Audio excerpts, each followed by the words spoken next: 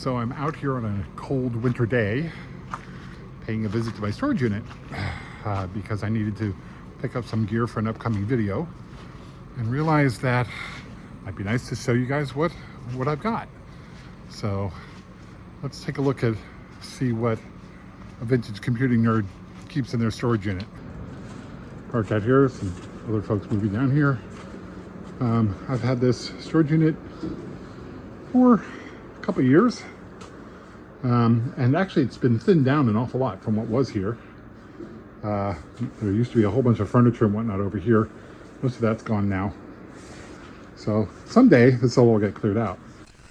Okay, before we go too far into this, I just want to be clear. This is my storage unit. This is where I put things that I'm going to get to, I hope. And I just don't have room for at home. So, is it a little dirty? Yes. Is it a little... Could I be storing things better and more organized? Yes. But it's what I have. Okay, let's get back into it. Well, this is most of where I keep my stuff. Let me introduce you to what I've got. It's not in any particular order, so I'm not that organized. But sorry for that. Coleco Adam. These things are really cool with their weirdo tape drives. The interesting thing about the Atom is the power supply is actually in the printer, and my the printer for this is way over there. But I do have it's all complete, and that's going to be fun to tinker with at some point. Sitting underneath it here, it says electronic parts. I'm not even sure what that is. Okay. This is a pair of floppy drives. Let's see if I can turn these around. There we go. These are VT180 DEC drives. They attach to the DEC Robin, which is a Z80 based, CPM based machine that's housed in a cabinet that looks a lot like a VT100 terminal, which I have one of those over there. We'll get to that. Appleback Plus. That's still in its original box. I'm not sure what I'm going to do with that, but it's kind of cool. Who would be a DEC nerd that didn't have an entire box full of DEC manuals, the original CPU manuals for PDP-11, stuff like that? Apparently I packed this up quickly because it's got some of my books I've read, and the Necronomicon is in with my DEC manuals. Sure, why not? Remember, this is actually kind of a cool one. This is your DEC mini reference for our X11M. Pretty cool. Okay. There's another, that's a Plus, right? Yeah, it's a Mac Plus. For some reason, I seem to have accumulated a collection of Epson HX20 terminals, HX20 portable computers.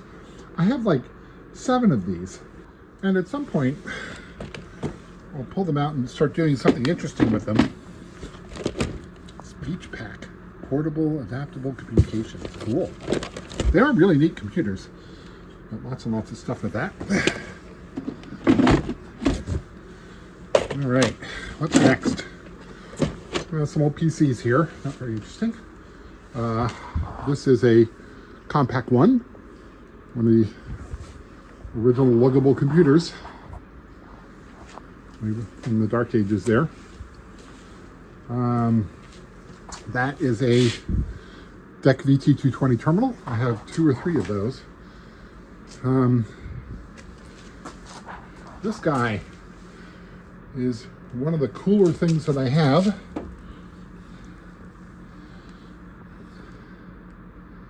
And I'm not going to go into detail about what it is. But that should give you a good hint. That's going to be a fun project. I will give you a hint though, it is near those guys. So it's obviously an Amiga 3000 and a monitor for it, which is cool. Apple monitor down there.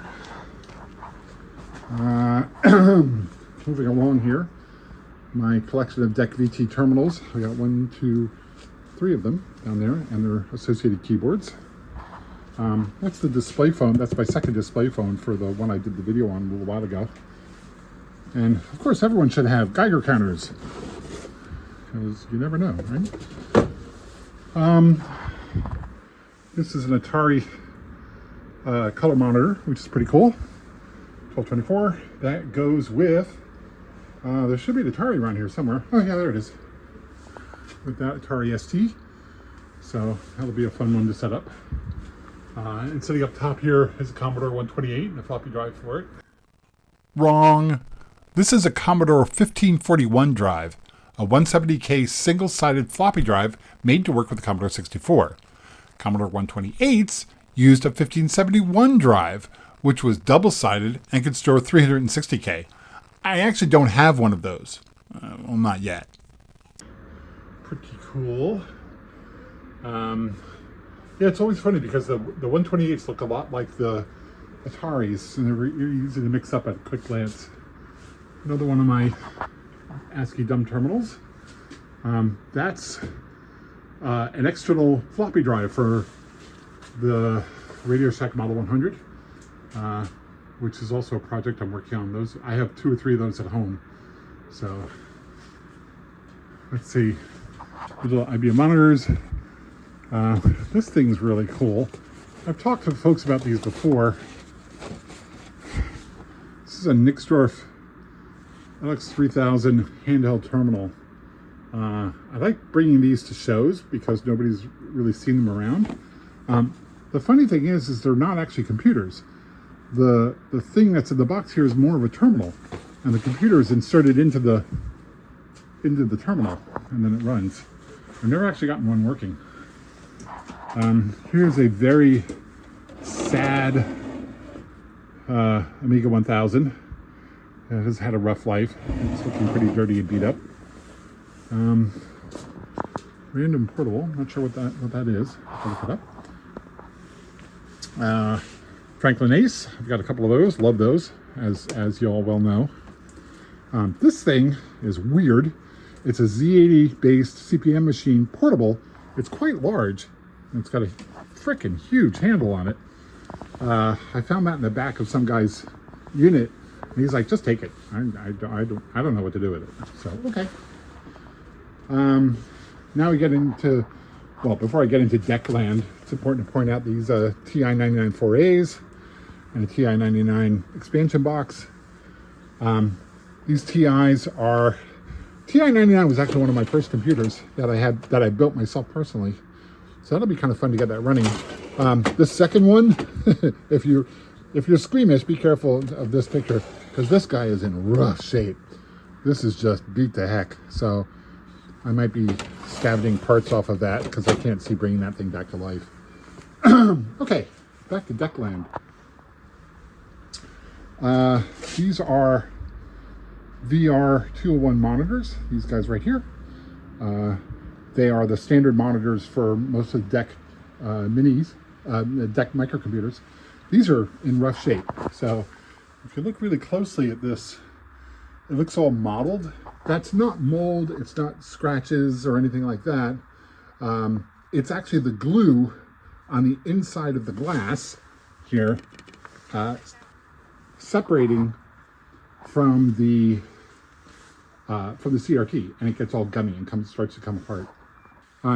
Next to that, this is a DECmate 3, the smallest of the DEC word processing terminals, and the last of its generation. They're actually kind of cool.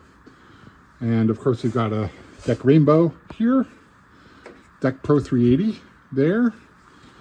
Top of that is a DECmate 2, cool. And something I'm kind of proud of, sitting on top of the DECmate 2 is an LQPO2 rather, daisy wheel printer in phenomenally good shape.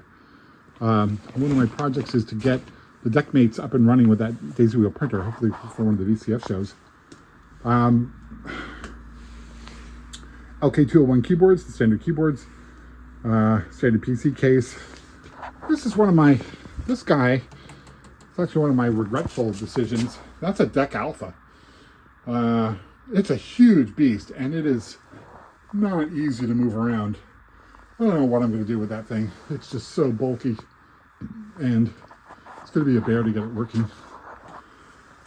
Buried in the back here, that's the, I believe that's the printer for the Atom. IBM PC down there, Apple monitor, Apple IIe, Apple II Plus. That's another HX20 case right there. Up top here, we have, that is a Kaypro 10, which is the hard drive version of the Kaypro series. So it's got I think it's got a 10 megabyte hard drive in it. That's Kaypro 2, they don't have hard drives. All right, they didn't. I don't know if that one does. I got these a long time ago. Moving down the shelves here, Apple IIc, very cute little machine. What do we got here? Getting kind of dark in here, sorry. That's an Osborne 1 back there. And an original IBM monochrome monitor. So, I think that's about it. I have another Osborne 1 here.